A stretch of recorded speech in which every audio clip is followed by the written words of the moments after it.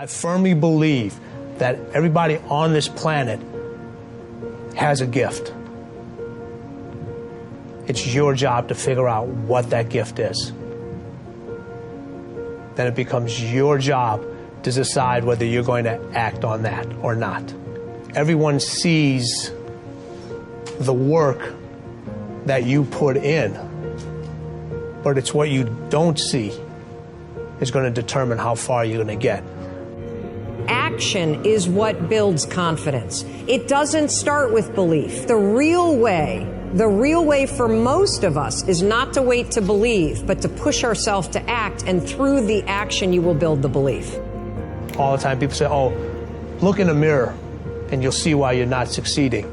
I don't believe that. It's what you don't see in the mirror. That's what's holding you back. It's what you're not willing to see is why talent is not enough. And when you finally see it and accept it and decide to work on it, then you can take that next level. But if you are constantly looking outside of yourself and you don't latch on to your gift, you will never find your purpose. If you want to succeed, you must commit to your own gift and embrace it. Now, this is how you know you're not living in your gift.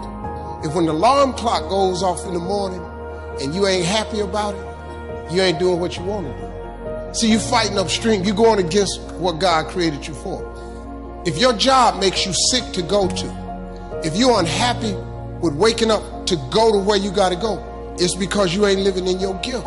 Some people are born to be teachers, caregivers, nurses, babysitters. Those are gifts. If you're living in your gift, you cool. It's just if you ain't. If you fry chicken better than everybody else, you should be somewhere frying chicken. If you do hair better than everybody else, you should be somewhere doing somebody's hair. Those are gifts. Telling jokes was a gift. They're just not just running, jumping. If you paint, you should be painting. If babysitting is what you really do, you should be babysitting. You're doing anything. If you fix cars, you work with your hands. You're supposed to be working with your hands. You do anything else, when that alarm clock go off in the morning, you ain't gonna like it. Now, if you waking up, you going down there, they ain't paying you what you want. You hate your coworkers. You're down there, your boss has no business being your boss.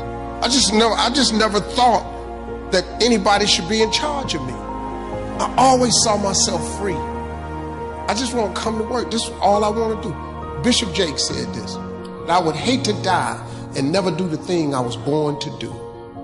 You should look into that before you mess around and check out of here. I think everyone can always, brush up on their technique. It is, what we do is takes a lot of research. If you really want to inhabit a role, it takes a lot of work and training, and I think it's incredibly important to constantly, no matter how successful you are, it's incredibly important.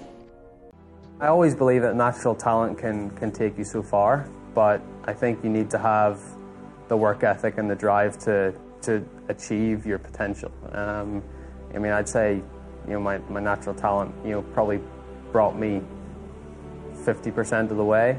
But then after that, it was all down to the work that I've done and the volume of work that I've done over the last 15 years. When I really started to take golf seriously and thought about making this